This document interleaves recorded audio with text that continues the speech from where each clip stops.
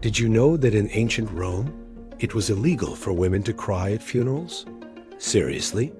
You might think of the Romans as stoic warriors and brilliant engineers, but their legal system was filled with some of the most bizarre and frankly, hilarious laws you've ever heard of. Today, we're digging up the ancient Roman law books to uncover the strangest rules that govern daily life, from fashion police to fortune-telling. Stick around, because you won't believe some of these were actually enforced. Let's start with a big one, the power of the father, or asterisk, pater potestas asterisk. This law gave the head of the household, the asterisk paterfamilias asterisk, literal life or death power over his entire family. That included his wife, his sons and their families, his unmarried daughters, and all the family's enslaved people. He could sell his children into servitude, arrange their marriages, or even order their execution, though this extreme power was rarely used in later Roman times, as it became socially unacceptable. Imagine your dad having the final say on, well, everything for your entire life, even after you were married with kids of your own. Your property, your career, your very existence was legally his. It wasn't until the asterisk paterfamilias asterisk died that his sons could finally become legal heads of their own households. Now, let's talk about fashion. The Romans were obsessed with status, and they used clothing to show it off. So naturally, they had laws about it. The most famous were the asterisk sumptuary laws asterisk. These regulated who could wear what, especially when it came to color. The color purple, specifically Tyrian purple, was the ultimate status symbol. It was incredibly expensive to produce, requiring thousands of sea snails for just a single gram of dye. Under emperors like Nero, wearing a solid purple toga was reserved exclusively for the emperor himself. If anyone else dared to rock an all-purple look, the punishment could be as severe as death. Senators could wear a toga with a purple stripe, the asterisk latus clavis asterisk, but that was it. It was the ultimate, you can't sit with us move, but legally enforced. Speaking of fashion, let's get back to that no crying at funerals rule. This wasn't just about keeping a stiff upper lip. Romans would actually hire professional mourners, women called asterisk prificae asterisk, to wail, tear their hair out, and scratch their faces at funerals. The idea was that a louder, more dramatic funeral procession showed how important the deceased was.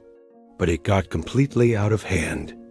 These performances became so over-the-top and disruptive that the famous 12 tables of Roman law included a rule specifically banning immoderate wailing and hiring these professional criers.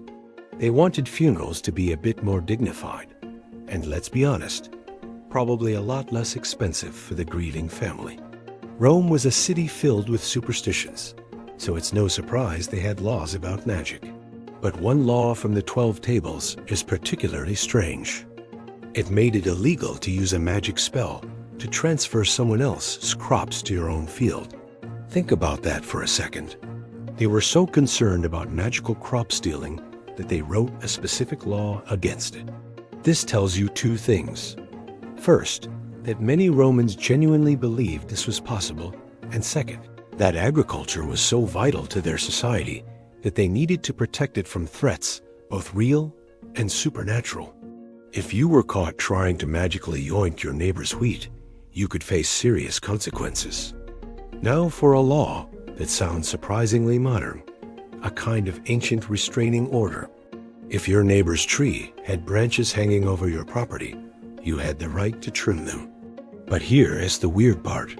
If the tree was leaning over so much that it was a danger, you could go to court and get a legal order, an asterisk interdictum de arboribus cudendis asterisk, forcing your neighbor to cut it down. And what about fruit? Any fruit that fell from your neighbor's tree onto your land was legally yours to keep. This law, the right of fallen fruit, prevented a lot of squabbles between neighbors. It's a simple, practical solution that honestly, we could probably still use today. Let's talk about a darker and more brutal aspect of Roman law, punishments. While we've discussed fines and social rules, The Romans didn't mess around with serious crimes. One of the most horrifying punishments was the *poniculi*, or the penalty of the sack. This was reserved for the crime of parricide, killing your own father. The convicted person would be sewn into a leather sack, along with a collection of live animals: a dog, a rooster, a viper, and a monkey. The sack was then thrown into the Tiber River, or the sea. The idea was that the person who had destroyed the sanctity of the family deserved to be denied a proper burial and to die in the company of these symbolic animals. It's a truly chilling example of Roman justice at its most severe. What about your reputation? The Romans took slander very seriously. The 12 Tables had a law against writing and circulating poems or chants that insulted another person. This was known as *carmen famosum*. If you were found guilty of publicly defaming someone, the punishment wasn't just a fine, it could be death. In a society built on honor and public perception, assassinating someone's character was considered a grave offense. So think twice before you post that mean comment. If you were in ancient Rome, it could be your last. Here's a law that shows the Roman obsession with order, even in death. It was strictly illegal to bury or cremate a dead body within the city walls of Rome. This was partly for religious reasons, as the presence of the dead was thought to pollute the sacred space of the living. But it was also a very practical public health measure. The famous Appian Way, a road leading out of Rome, is lined with extravagant tombs and catacombs for this very reason. The wealthy built massive monuments to themselves just outside the city, ensuring they were remembered but not breaking the law. It created a city of the dead right outside the city of the living. Let's lighten the mood with one about business. The Romans were savvy traders, but they had to deal with some tricky situations.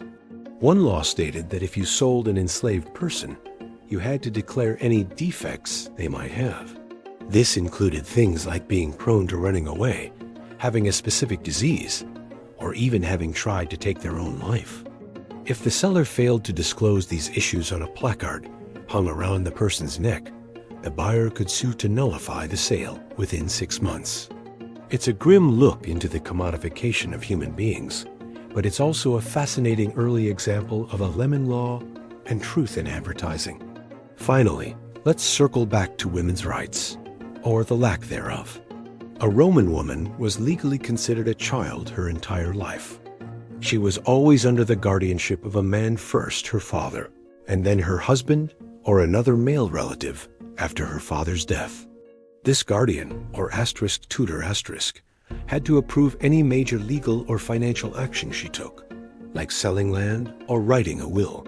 While some women, especially wealthy widows, found clever ways to manage their own affairs and gain a degree of independence, the law itself was clear. A woman could never be fully legally autonomous. It's a stark reminder that while Rome was advanced in many ways, its social structure was incredibly patriarchal. So, from forbidding crying and regulating purple clothes to laws against magical crop theft and a gruesome punishment involving a sack of animals, Roman law was anything but boring. It gives us an incredible, unfiltered look into their values, their fears, and their daily struggles. It shows a society trying to impose order on a chaotic world, sometimes in ways that seem logical, and other times in ways that are just plain weird. Thanks so much for joining me on this journey back to ancient Rome. I hope you found these strange laws as fascinating as I do. If you enjoyed this video, please hit that like button and subscribe for more deep dives into the weird and wonderful corners of history. Let me know in the comments which Roman law you think is the absolute strangest. See you next time.